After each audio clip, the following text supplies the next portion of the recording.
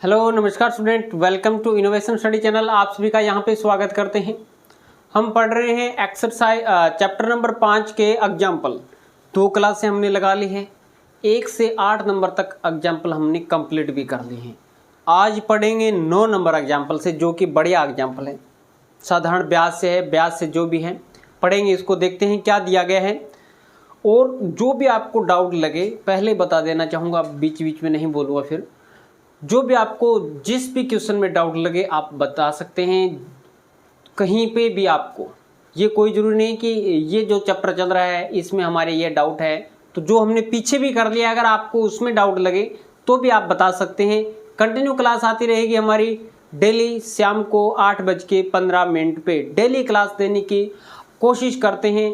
आज तक कोई क्लास मिस नहीं की है। आज तक जो हमने जितनी भी क्लास से डाली है वो कंटिन्यू डाली है, और प्ले लिस्ट में आपको कंटिन्यू क्लास से भी मिलेगी चैप्टर वाइज, जो चैप्टर अपन कर रहे हैं।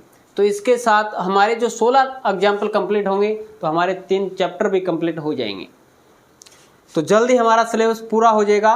कंटिन्यूटी बनाए रखें हमारे साथ में। एग्जाम्पल नंबर 9 इस प्रकार से दिया गया है कि ₹10,000 की धनराशि 8% वार्षिक साधारण ब्याज पर निवेश की जाती है। प्रत्येक वर्ष के अंत में ब्याज परिकलित किया जाता है, काउंट किया जाता है। परिकलित कीजिए या ब्याज का काउंट कीजिए, क्या वे ब्याज एक एपी के रूप में बनते हैं? यदि ऐसा है तो इस तथ्य का प्रयोग करते हुए 30 वर्षों के अंत में ब्याज परिकलित कीजिए। 30 वर्षों के अंत में ब्याज बताना है, और आपको ये भी चेक करना है कि जो आपको इकाई, दहाई, सैकड़ा, हजार, जो 1,000 रुपये की राशि देगी, 1,000 रुपये है, 1,000 रुपये की जो राशि आपने उधार ले रखी है किसी से, या उधार दे रखी है, निवेश की जाती है। हाँ, साधारण ब्याज पे निवेश की जाती है, दी जाती है। तो मूलधन कितना हो गया? 1,000 रुपये हो गया। दर कितनी दे रखी है आपको? 8% वार्षिक दे रखी है। साधारण ब्याज पे है। साधारण ब्याज पे आप जरूर जानते हैं कि जो पहले माह या पहले वर्ष का जो ब्याज होता है वही सेकेंड वर्ष का होता है, वही थर्ड वर्ष का होता है। ठीक है, वही चलता रहता है। लेकिन उसमें काउंटिंग क्या होता है?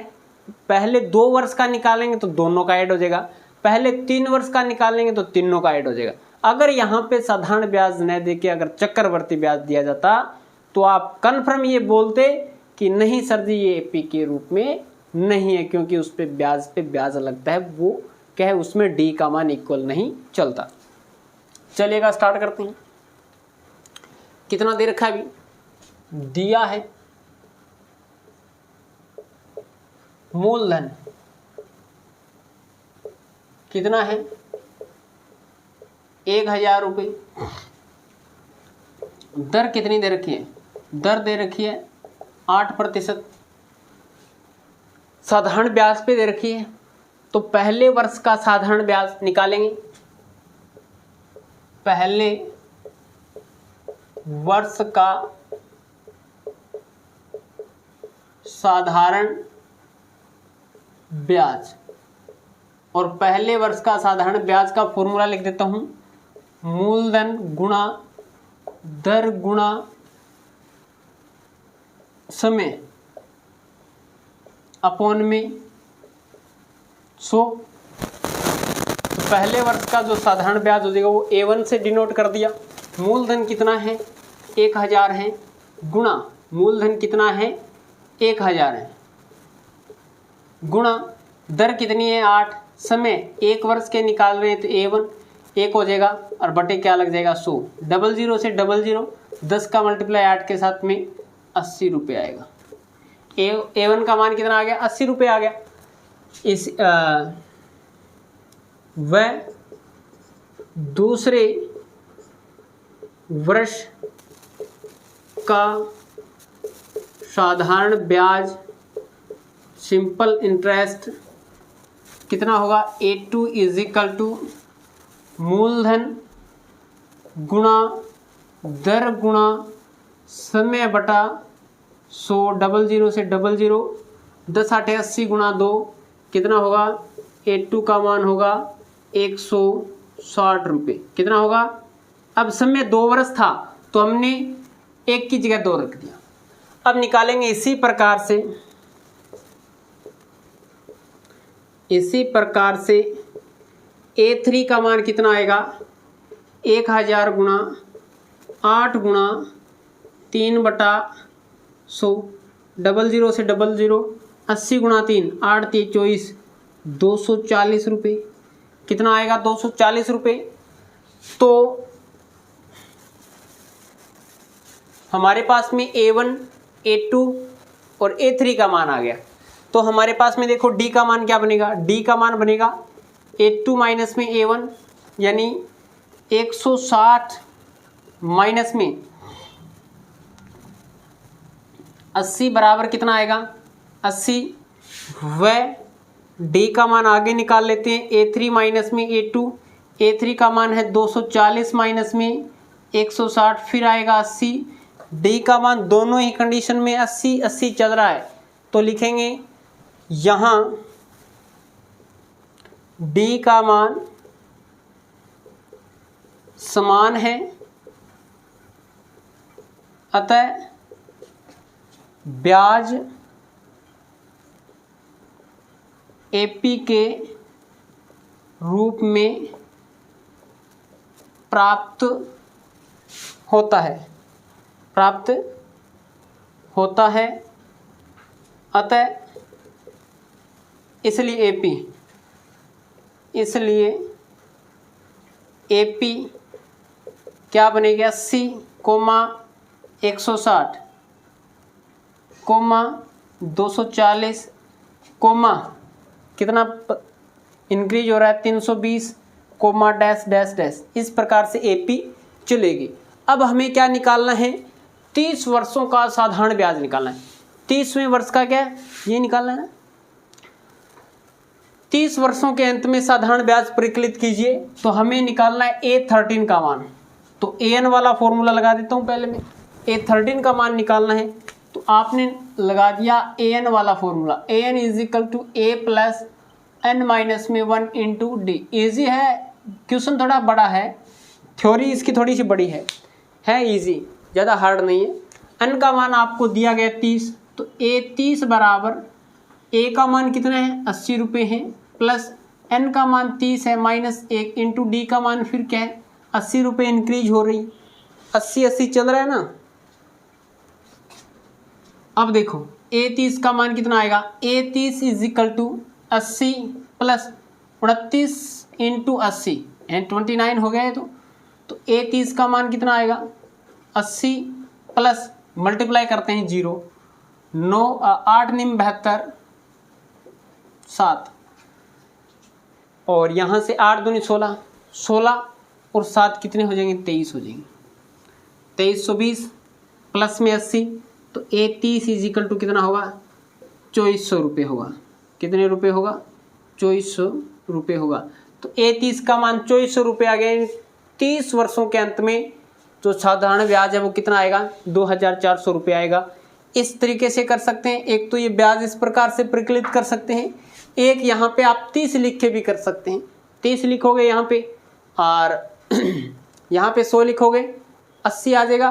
80 का गुणा फिर आपको करना है किसके साथ में? 30 के साथ में। तो 8 3 24, 2400 रुपये इस फॉर्मूले से भी आ जाएगा, और इससे भी आप अगर जो आप पहले फॉर्मूला यूज कर रहे हैं उससे भी आ जाएगा। Is that clear? तो आपको ये स्क्रीनशॉट लेना है, एक ही आएगा इस पे, तो आगे जो इरेज करके करना पड़ेगा 10 नंबर एग्जाम्पल को। तो आप अच्छे से इसका स्क्रीनशॉट ले लीजिएगा।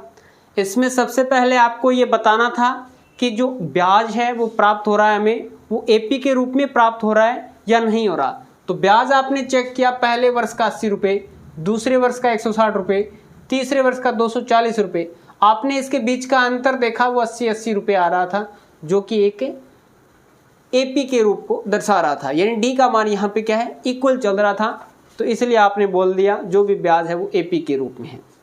नेक्स्ट क्वेश्चन है, एग्जाम्पल नंबर 3 है, फूलों की एक क्यारी की पहली पंक्ति में 23 गुलाब के पौधे हैं, दूसरी पंक्ति में 21 गुलाब के पौधे हैं, तीसरी पंक्ति में 19 गुलाब के पौधे हैं, इत्यादि है। ठीक है, फूलों की एक क्यारी है, उसमें क्यारी में पंक्तियां दी गई है, रो, जो आप जानते हैं। जैसे आप प्रेयर सेशन में खड़ा होते हैं तो वहाँ पे आपकी पंक्तियाँ बनाई जाती है, रो बनाई जाती है। ये पहली क्लास की है, ये दूसरी की है, ये 10वीं की है, ये 12वीं की है, ये 11वीं की। इस प्रकार से रो बनाई जाती है अलग अलग क्लास की, उसमें आप खड़े होते हैं। तो इसी प्रकार से उसमें क्या है, रो बनाएगी किसी क्यारी में फूलों के, गुलाब के पौधों की जो पंक्तियाँ हैं उसमें पहली पंक्ति में सबसे ज़्यादा गुलाब हैं। कितने दे रखे हैं आपको? 23 दे रखे हैं। तो आप लिखोगे इसको किस प्रकार से,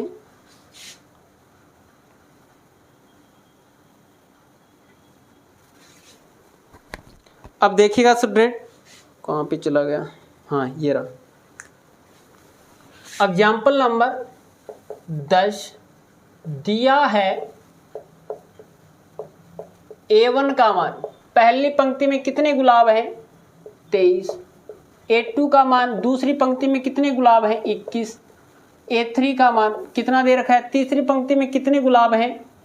19 दे रखा है, इत्यादि। इसकी अंतिम पंक्ति में 5 गुलाब के पौधे हैं। कितने गुलाब के पौधे हैं? 5। तो अंतिम आपको पता नहीं, आपने मान लिया अन्वी पंक्ति में कितने गुलाब के पौधे हैं? 5 हैं। तो हमें उस क्यारी में पंक्तियों की संख्या ज्ञात करनी है। उस क्यारी में हमें पंक्तियों की संख्या ज्ञात करनी है कि कितनी पंक्ति है, n का मान हमें ज्ञात करना है। हमने मान लिया कि अन्वी पंक्ति में 5 गुलाब के पौधे हैं। फॉर्मूला कौन सा लगाओगे? वही फॉर्मूला यूज करते हैं पुराने वाला, an is equal to a plus n minus में 1 इंटू डी। ये फॉर्मूला आपने यहाँ पे यूज कर लिया है, ठीक। अब चलिएगा वैल्यू रख देते हैं। an का मान तो है 5 बराबर a का मान कितना है? 23 प्लस n का मान पता नहीं, याद करना है। d का मान आपको निकालना है, निकाला नहीं क्या? निकाल लेते हैं। d बराबर होता है A2 माइनस में A1। A2 का मान है 21 माइनस में 23 इजिकल टू माइनस के 2, यानी d का मान कितना चल रहा है? माइनस में चल रहा है। कितना? माइनस के 2। तो d का मान आपने यहाँ पे रख दिया माइनस के 2।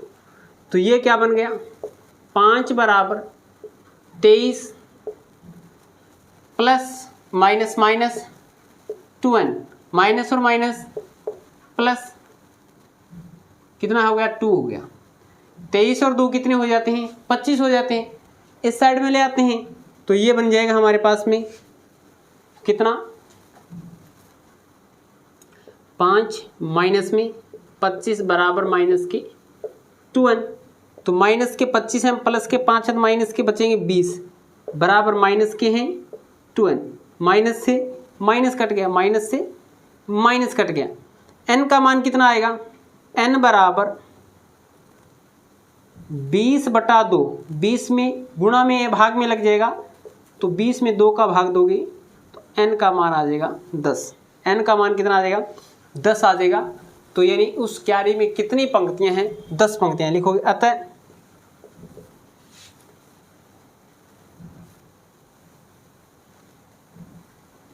क्यारी में 10 पंक्तियां हैं। उस क्यारी में गुलाब के पौधों की कितनी पंक्तियां हैं? 10 पंक्तियां हैं। अब अपन चलते हैं नेक्स्ट क्वेश्चन पे। ये आपके 5.2 एक्सरसाइज के कंप्लीट हो जाते हैं। 5.3 एक्सरसाइज आती है, उसके करते हैं। यानी हमें निकालना है 11वां क्वेश्चन, 11वां एग्जाम्पल।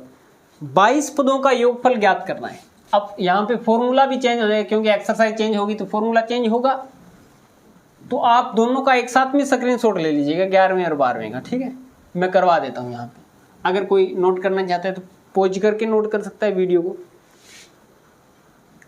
दिया गया है एक एपी हमें दे रखी है, क्वेश्चन वाले ने एपी हमें दे दी है, ठीक। एग्जाम्पल नंबर 11 एपी दे रखी है क्या? 8,3, -2 के प्रथम 22 पदों का योग। तो कितने पदों का योग ज्ञात करना है? S22 का, S22 का 22 पदों का योगफल ज्ञात करना है।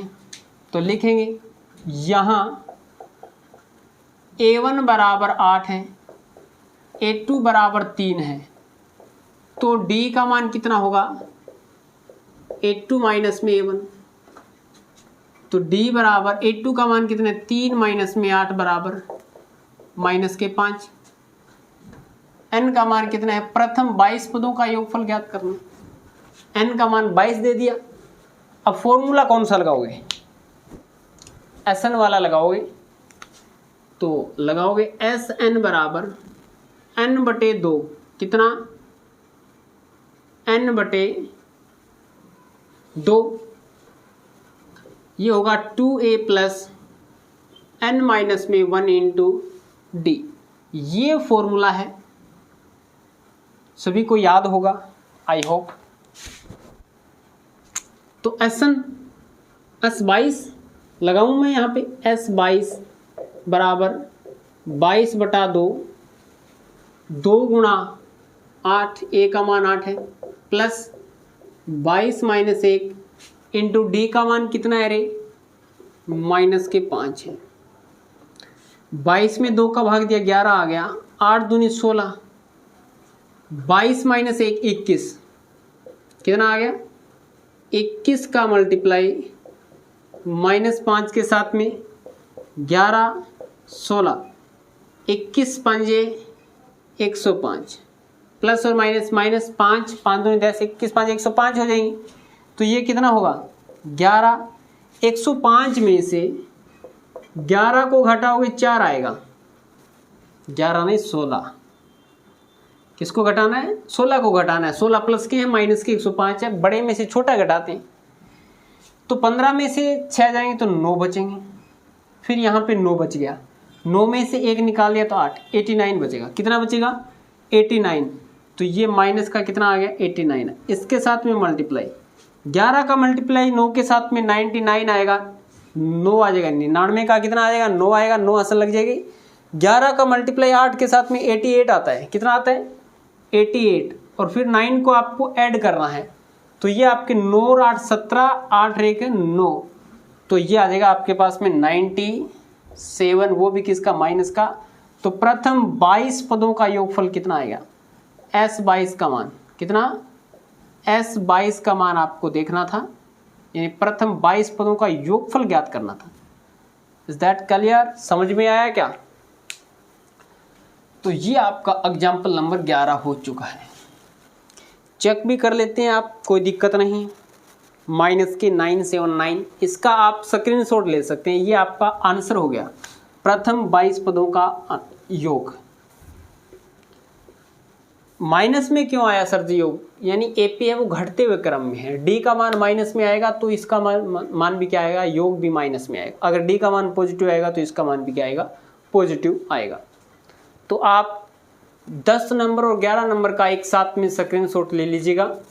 इसके बाद में आज की क्लास का लास्ट क्वेश्चन करेंगे, वैसे तो 12 नंबर एग्जाम्पल रहेगा, वैसे अपन पूरा करने वाले हैं, तो नेक्स्ट क्लास में जो बाकी बचे हुए 4 करेंगे।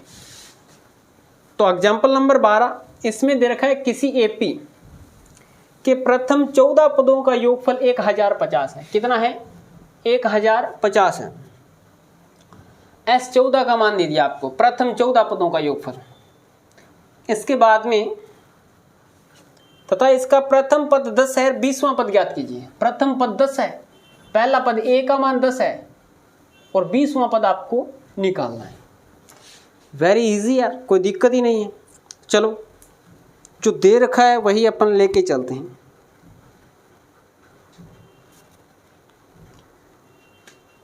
अब एग्जाम्पल नंबर 12, एपी के प्रथम 14 पदों का योग, यानी S14 का मान दे रखा है 1050। इसका प्रथम पद 10, तो हमें 20वां पद ज्ञात कीजिए। कौन सा पद ज्ञात करना है, 20वां पद हमें ज्ञात करना है। S14 वाला फॉर्मूला लगाओ पहले तो आप। S14 का फॉर्मूला क्या होता है, 14/2 2a plus 14 minus 1 into D. आज 14 का मान आपके पास है कितना, 1050। 14/2 7 आ गया, कितना 14 में 2, 14/2 7 आ गया। 2 गुणा ए का मान है 10 प्लस 14 माइनस 1 13 इंटू डी। तो ये कितना हो गया रे, 1050 है, 7 गुणा में भाग में आ जाएगा, 1050/7 बराबर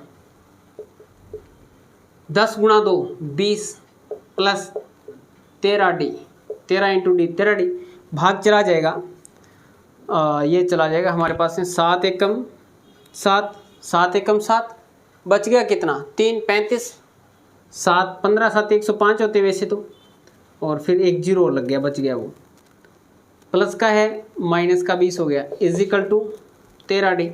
150 में से 21 को निकालोगे तो 9 बनेगा। फिर यहाँ से 4 बच गया, 4 में से 2 जाएगा तो 2 बचेगा, फिर 1 आएगा, 129 बराबर 13 डी। डी का मान कितना आ गया, डी का मान आ गया 129/13, तो ये भाग जाएगा क्या, समथिंग इतना ही आएगा। हमें कौन सा पद निकालना है, 20वां पद निकालना है।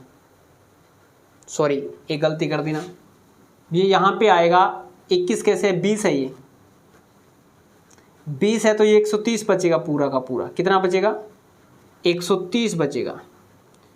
और 130 में अगर आप 13 का भाग लगाते हैं तो डी का मान 10 आ जाता है। 13 का अगर आप भाग लगाते हैं 130 में तो 10 आ जाता है डी का मान। 4वां अंक तक 10 आ गया। हमें निकालना है 20वां पद, हमें निकालना है 20वां पद। तो ए एन वाला जो फॉर्मूला लगा दो अब वापस, वो पुराने वाला फॉर्मूला, ए एन बराबर ए प्लस एन माइनस में 1 इंटू डी, ये ए एन का फॉर्मूला है। ठीक, यहाँ पे लाइनिंग, और इस पूरे के बीच में आप लाइनिंग कर देते हैं, यहाँ पे इधर ये चलेगा। ठीक, तो यहाँ पे आपको ए 20वां निकालना है। तो ए का मान कितना है, फॉर्मूले में रखते हैं। ए का मान 10 दे रखा है क्वेश्चन में, प्लस 20 माइनस 1 इंटू डी का मान कितना है, 10 है। तो 20वां पद क्या होगा, 10 प्लस 20 माइनस 1 19 इंटू 10, तो ये आ जाएगा 10 प्लस 19 ढाई 190, 190 प्लस 10 200। तो इस एपी का 20वां पद ए 20 यानी 20वां पद क्या होगा, 200 होगा। कितना होगा, 200 होगा। तो इस प्रकार से हमने एग्जाम्पल नंबर 12 तक कंप्लीट कर लिया है। आप इसका स्क्रीनशॉट ले सकते हैं, मैं साइड में हो जाता हूँ। 12 नंबर का, 11 नंबर का तो आपने ले रखा है, 12 नंबर का और ले लीजिएगा। तो आज की क्लास में इतने ही एग्जाम्पल करेंगे, जो बाकी बचे हुए एग्जाम्पल है वो नेक्स्ट क्लास में करने वाले हैं। क्लास कैसी चल रही है, कैसे लग रही है, आपको कमेंट करके ज़रूर बताएं। अच्छी लग रही है तो लाइक और शेयर करना है। अगर आप चैनल पे नए हैं तो चैनल को सब्सक्राइब करना है, पास में लगे बेल आइकन को जरूर दबाना है, ताकि प्रत्येक क्लास का नोटिफिकेशन आपके पास तुरंत पहुंचे और आप तुरंत उसका लाभ उठा सकें। तो चलिएगा स्टूडेंट, आज की क्लास में इतना ही पढ़ेंगे, नेक्स्ट क्लास में मिलेंगे कुछ नए के साथ। जय हिंद, जय भारत।